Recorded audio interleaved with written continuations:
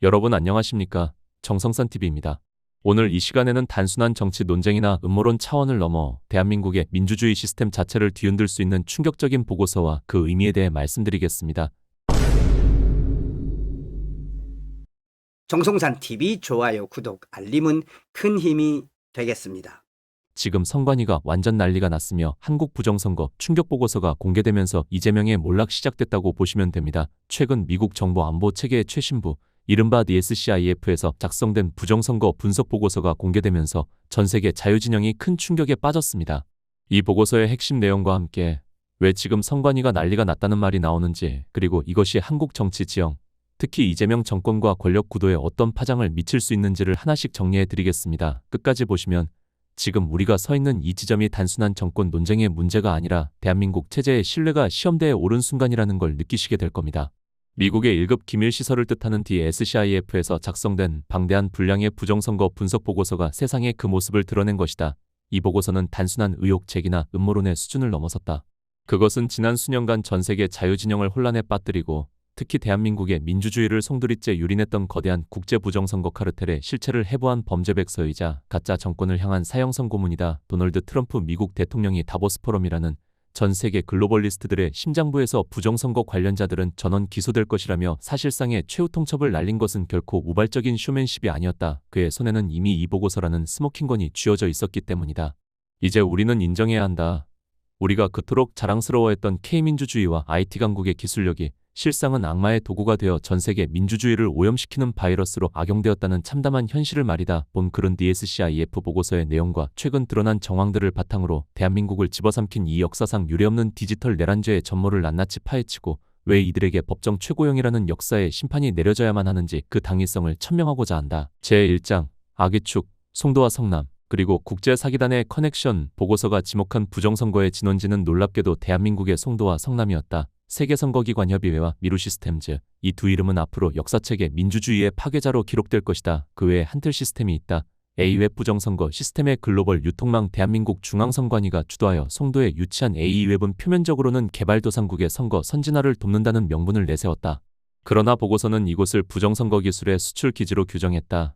콩고, 이라크, 볼리비아 등 전국이 혼란스러운 국가들의 한국형 전자 개표 시스템을 ODA 공적개발원조 자금으로 깔아주고 그 대가로 검은 돈을 세탁하거나 해당 국가의 정권을 입맛대로 교체하는 데 일조했다는 것이다. 대한민국 국민의 세금이 다른 나라의 민주주의를 파괴하는 공작금으로 쓰였다는 사실은 통탄을 금할 수 없다. A웹은 단순한 협의체가 아니라 중국 공산당이나 글로벌 딥스테이트 세력의 자금과 지령이 오가는 범죄의 허브였다. 미루시스템즈와 성남의 비극적 우연. 더욱 충격적인 것은 부정선거의 핵심 장비인 투표지 분류기와 서버 시스템을 제작한 미루시스템즈가 하필이면 이재명 대통령의 정치적 본거지인 성남에 본사를 두고 있다는 점이다. 성남은 대장동과 백현동 개발 비리의 온상이자 이재명이라는 권력이 탄생하고 성장한 인큐베이터였다. 우연히 3번 겹치면 필연이라 했다.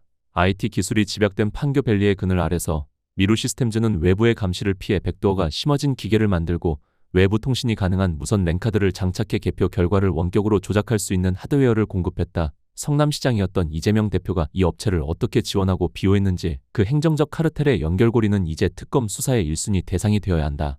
제두장, 범죄의 설계도, 프린터, QR코드, 그리고 사전투표. 이들이 설계한 부정선거의 메커니즘은 치밀하고도 대담했다. 아날로그 투표 방식이 가진 보안성을 디지털이라는 명목으로 해제하고 그 틈으로 조작이 가능한 구멍을 숭숭 뚫어놓은 것이다. 인쇄소를 버리고 프린터를 선택한 이유, 과거처럼 인쇄소에서 투표용지를 미리 찍어내면 수량 관리가 엄격해 가짜 표를 투입하기 어렵다. 그래서 그들은 현장에서 즉석으로 뽑아내는 잉크젯 프린터를 도입했다. 이는 언제, 어디서든 원하는 만큼 투표용지를 생성할 수 있는 권한을 범죄자들에게 쥐어준 것과 다름없다. 개표 현장에서 발견된 접힌 자국 하나 없이 빳빳한 일명 배춧잎 투표지들은 바로 이 프린터가 뱉어낸 조작의 산물이다. 유권자가 직접 접어 넣은 표라면 절대 나올 수 없는 이 물리학의 기적은 개표 직전 어딘가에서 급하게 대량 인쇄된 가짜 표들이 투표함에 쏟아부어졌음을 증명하는 움직일 수 없는 물증이다. QR코드. 유권자를 감시하는 디지털 꼬리표는 법적으로 바코드를 사용해야 함에도 선관위가 끝까지 QR코드를 고집한 이유는 명백하다. 바코드보다 훨씬 많은 정보를 담을 수 있는 QR코드는 투표지 분류기를 통과할 때 서버와 통신하며 이 표를 누구의 표로 읽어라는 트리거 역할을 하거나 유권자의 개인정보와 연결되어 누가 누구를 찍었는지 감시하는 도구로 악용되었을 가능성이 농후하다. 이는 비밀선거의 원칙을 위반한 헌법 파괴 행위다. 사전투표 조작을 위한 골든타임 이들이 왜 그토록 사전투표를 독려하고 본 투표일과의 간격을 벌리려 했는지 이제는 알 수 있다. 투표함이 개표소로 직행하지 않고 4박 5일이라는 긴 시간 동안 선관 위의 창고나 우체국 물류망 속에 머무는 그 시간, 그것은 범죄자들에게 투표함을 통째로 바꿔치기 할 수 있는 보물 같은 시간이었다. CCTV를 신문지로 가리고 서버를 점검한다는 핑계로 전원을 끄는 그 어둠의 시간 동안 대한민국의 축구는 쓰레기통에 버려지고 조작된 가짜 민심이 그 자리를 채웠다. 제세장, 통가리의 기술, 관해와 관내, 무방비의 구멍들 보고서는 특히 사전투표의 보관 및 이송 과정이 보안의 진공 상태였음을 지적한다. 관내 투표, 우편망을 이용한 배달사고 위장 관내 사전투표는 우체국을 통해 이동한다. 이 과정에서 참관인의 감시는 차단된다. 특정 정치 성향의 노조가 장악했다는 의혹을 받는 우정사업본부 내의 일부 세력이나 물류센터에서 투표 회송용 봉투 자루가 통째로 바뀌어도 알 방법이 없다. 개표소에서 뜯어본 봉투 속 투표지가 마치 신권 지폐처럼 빳빳했던 것은 그 투표지가 좁은 봉투 속에 며칠간 들어있던 것이 아니라 개표 직전에 급조된 봉투에 평평한 상태로 급하게 쑤셔 넣어졌음을 방증한다. 봉투는 투표지를 보호하는 갑옷이 아니라 내용물을 바꿔치기 하기 좋은 위장막에 불과했다. 관내 투표 봉투가 없어 더 쉬운 대량 투입. 더욱 심각한 것은 봉투 없이 투표지 그대로 투표함에 넣는 관내 사전투표다. 이는 범죄의 효율성 면에서 타의 추종을 불허한다. 봉투 작업을 할 필요가 없으니 미리 여론조사 조작 비율에 맞춰 인쇄한 가짜 투표지 뭉치를 준비해 두었다가 선관위 창고에 보관된 허술한 행랑 속에 쏟아붓기만 하면 끝이다. 1분도 채 걸리지 않는 이 작업으로 수만 표가 뒤집혔다. 개표 현장에서 마치 벽돌처럼 가지런히 묶인 투표지 뭉치가 쏟아져 나온 괴기한 현상은 기계적으로 인쇄된 종이들이 한꺼번에 투입되었음을 보여주는 빼도 박도 못할 증거다. 제내장, 가스라이팅의 완성, 여론조사와 언론의 공모, 이 기술적 범죄가 들통나지 않도록 국민의 눈과 귀를 가린 것은 바로 여론조사 기관과 언론이었다. 이들은 단순한 방관자가 아니라 적극적인 공범이었다. 데이터 마사지, 목표치 설정 그들이 발표하는 여론조사 수치는 측정이 아니라 지령이었다. 박빙이다. 여당이 앞선다는 가짜 데이터를 끊임없이 송출함으로써 나중에 개표 조작으로 엉뚱한 결과가 나와도 국민들이 여론조사에서도 그렇다더니 진짜네라고 믿게 만드는 사전 면죄부를 발행한 것이다. 이는 통계학을 가장한 대국민 사기극이자 가스라이팅이었다. 길거리 민심과의 괴리, 30% 대 70%의 진실. 그러나 유튜브를 통해 생중계되는 길거리의 민심은 거짓말을 하지 않았다. 호남을 제외한 전국 어디를 가도 못 살겠다, 나라가 망했다는 아우성이 70%를 넘는데 방송에 나오는 지지율은 요지부동이었다. 30%의 콘크리트 지지율은 정권과 이권으로 얽힌 약탈적 공동체와 세뇌된 광신도들 뿐이었다. 이제야 그 괴리의 이유가 밝혀졌다. 여론조사 기관이 엑셀 파일 위에서 숫자를 주무르고 있었기 때문이다. 제5장, 고의적 파괴.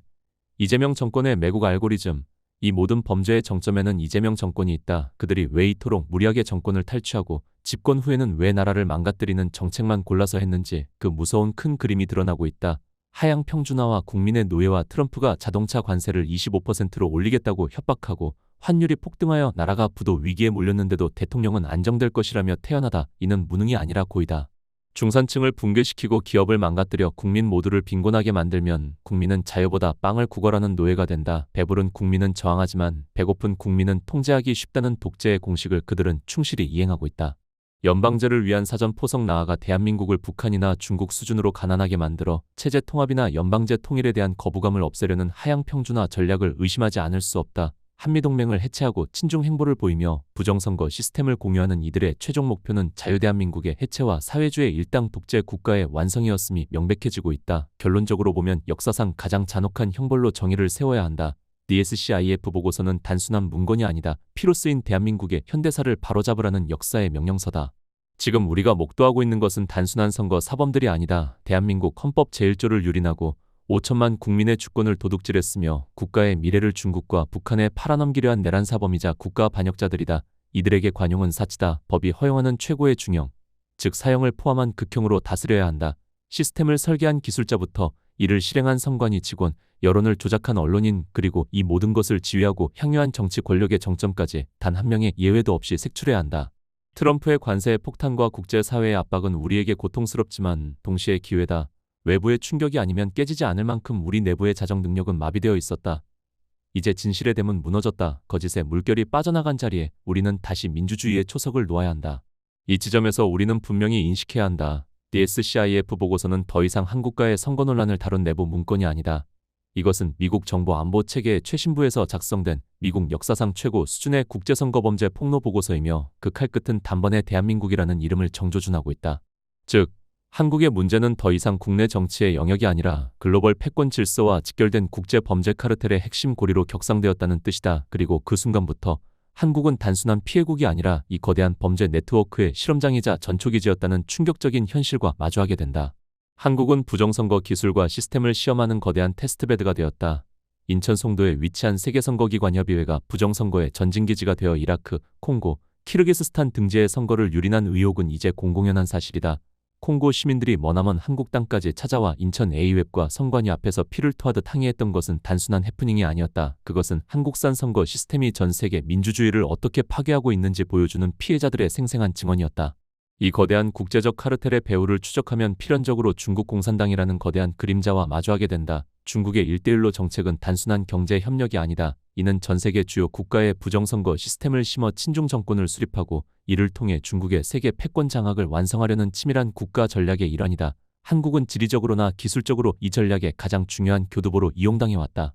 문제는 이 거대한 사기극의 칼끝이 결국 대한민국 내부를 겨누고 있다는 점이다. 지금 한국의 현실은 참담하다. 부정선거 시스템을 통해 장악된 가짜국회와 그 위에선 가짜 권력들에 의해 대한민국의 주권은 유린당했다. 겉무늬만 민주주의 국가일 뿐 실상은 중국 공산당의 영향력 아래 놓인 사실상의 식민지로 전락했다는 비판에서 자유로울 수 없다. 이 절체절명의 위기 속에서 우리는 미국에 강력한 메시지를 던진다. 미국이 동아시아의 패권을 공고히 하고 세계의 주도권을 유지하기 위해서는 중국의 앞마당이나 다름없는 상태로 방치된 한국을 더 이상 두고 봐선 안 된다. 한국을 중국의 속국이 아닌 완전한 자유주의 국가이자 확실한 친미국가로 되돌려놓는 것은 미국의 안보 이익과 직결된다. 나아가 자유민주주의 체제로의 통일 한국을 완성하는 것이야말로 중국을 견제하는 가장 강력하고도 근본적인 해법이 될 것이다. 하지만 이미 입법, 사법, 행정 시스템이 카르텔에 의해 잠식된 상황에서 내부의 힘만으로는 역부족이다. 그렇기에 우리는 호소한다. 미국은 한국이 이 늪에서 빠져나올 수 있도록 견고한 글로벌 선거사기 카르텔을 깨부수는데 힘을 보태야 한다. 미국이 이 카르텔의 실체를 드러내고 척결을 돕는다면 침묵하던 한국 국민들은 비로소 진실을 마주하고 분노할 것이다. 그 분노는 거대한 파도가 되어 가짜 세력을 몰아내고 무너진 자유를 다시 세우는 동력이 될 것이다. 한국은 그동안 세계 부정선거에 오명을 쓴 기지였으나 이제는 그 기지를 해체하고 전 세계 부정선거를 척결하는 자유의 테스트베드로 거듭나야 한다. 이것이 중국 공산당이 주도하는 전체주의로부터 인류의 자유를 지키는 길이다. 미국과 한국이 함께 이 카르텔을 끊어내고 다시금 자유의 기치를 높이 들어 올려야 할 때다. 대한민국의 몰락은 선택의 문제가 아니라 시간이 얼마나 남았느냐의 문제다. 하나의 원칙은 분명하다. 언제나 집권 세력을 감시하고 견제한다는 것이다. 이유는 단순하다. 집권 세력의 선택과 일상이 곧 나의 일상에 직접적인 영향을 주기 때문이다. 최근 이재명 정권의 부동산 문제로 시끌시끌합니다. 다주택자를 옹호하는 것이 아니다. 이재명이 먼저 솔선수범하라는 것이다. 그래야 말이 힘을 갖는다. 그러나 연일 쏟아내는 그의 발언을 보면 청산유수다. 듣기에는 그럴듯하다. 문제는 이치에 맞지 않는 말이 너무 많다는 데 있다. 상속세 문제도 마찬가지다. 만일 내가 이재명이라면 투자 목적의 부동산에는 세계 최고 수준의 세율을 부과할 것이다. 그러나 기업 상속세는 정반대로 세계 최저 수준으로 낮출 것이다. 그래야 선진국 기업들이 몰려오고 그래야 일자리가 생기며 노동자들이 신나는 세상이 되기 때문이다. 진실로 노동자를 위한다면 기업을 징벌할 것이 아니다. 유능한 기업들을 한국으로 오게 만들어야 한다. 생각해보라. 노조가 직장까지 자식에게 세습하는 나라가 대한민국 말고 또 어디에 있는가? 이것이 노동자를 위하는 구조인지 기존 기득권 노동자를 보호하는 구조인지 묻지 않을 수 없다. 노조는 직장을 자식에게 물려주게 하면서 정작 기업주는 기업을 자식에게 물려주지 못하게 강제하는 구조가 과연 정상인가? 이런 나라가 망하지 않고 있다는 것이 오히려 기적이다. 그러나 그 기적의 유효기간은 끝나가고 있다. 사회 곳곳에서 망조의 징후가 분명히 나타나고 있다. 아차하면 곧 IMF보다 더 혹독한 위기가 닥칠 것이다. 대한민국을 지금까지 간신히 떠받치고 있는 것이 무엇인가? 반도체다. 반도체로 먹고 사는 나라다. 그런데 정치가 반도체 시대, 곧 AI 시대와 전혀 맞지 않는 노동자 정치만 외치고 있다. 이건 무능을 넘어 자해이며 정치적 자살이다. 이런 정치를 한마디로 비유하면 이렇다. 기계로 잠깐이면 끝나는 천평 모내기를 굳이 수많은 인부를 동원해 손으로 심도록 법으로 강제하는 꼴이다.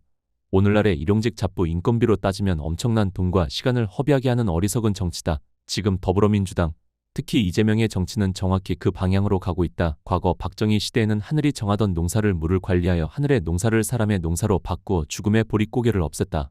전두환 집권기에는 서로 갈던 논밭이 기계화되었다. 시대가 요구하는 방향으로 따라가면서 생산을 극대화한 것이다. 그것이 국가의 정치가 할 일이다. 그런데 지금은 어떠한가? 21세기 AI 시대에 국가는 생산성을 높일 생각이 아니다.